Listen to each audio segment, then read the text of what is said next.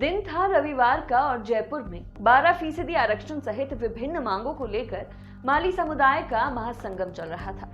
ये राजनीतिक नहीं बल्कि समाज का कार्यक्रम था। इनमें लोकसभा अध्यक्ष ओम बिरला और यूपी के डिप्टी सीएम केशव प्रसाद मौर्य भी पहुंचे थे। इसी दौरान यूपी के डिप्टी सीएम केशव प्रसाद मौर्य ने माली समुदाय को संबोधित करते हुए कहा कि 2018 के राजस्थान विधानसभा चुनाव में कुल 200 सीटों में से इस समाज को बीजेपी से 6 टिकट मिले थे और कांग्रेस से 4 टिकट मिले थे। अगर समाज एकजुट रहा तो इस बार उन्हें कम से कम 20-20 टिकट मिलेंगे। जब नेता के हाथ में माइक आ जाए तो अक्सर ऐसी चूक हो जाती है। मौर्य भी समाज के कार्यक्रम में राजनीति घुसा चुके थे, पर मौर्य को ये उल्टा पड़ गया। दरअसल मौर्य के भाषण के दौरान ही सामने बैठे दर्शकों ने अशोक गहलोत जिंदाबाद के नारे लगाना शुरू कर दिया। मंच पर मौजूद बीजेपी नेताओं के साथ साथ कार्यक्रम आयोजक भी हतप्रभ रह गए। इसके बाद मौर्य को अपना भाषण बीच में ही रोकना पड़ा। गहलोत के समर्थन में नारे इतने जोर से लगने लगे कि आयोजकों को बार बार उनसे अपील करनी पड़ी कि यह एक सामुदायिक कार्यक्रम है जिसे राजनीतिक समारोह में नहीं बदला जाना चाहिए।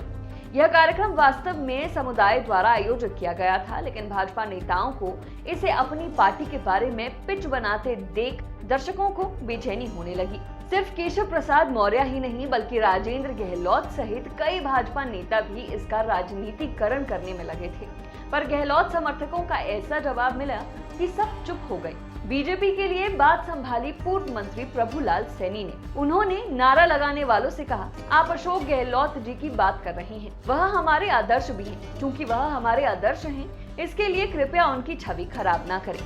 सैनी की इस अपील के बाद दर्शक जरूर कुछ चुप हो गए। इसके बाद केशव प्रसाद मौर्य ने दोबारा अपना भाषण शुरू किया और कहा कि बीजेपी दुनिया की सबसे बड़ी राजनीतिक पार्टी है। भाषण दोबारा शुरू होते ही भीड़ फिर से गहलोत समर्थन में नारे लगाने लगी।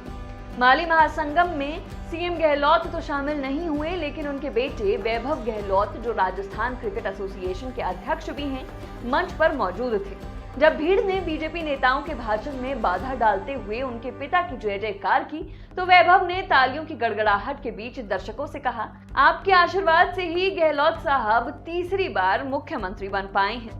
बहरहाल सामाजिक कार्यक्रम में राजनीतिक संभावना तलाश रही भाजपा के लिए यह अनुभव बेहद बुरा रहा है और जाहिर है राजनीति के जादूगर गहलोत के खिलाफ भाजपा को फूंक फूंक कर कदम रखने होंगे।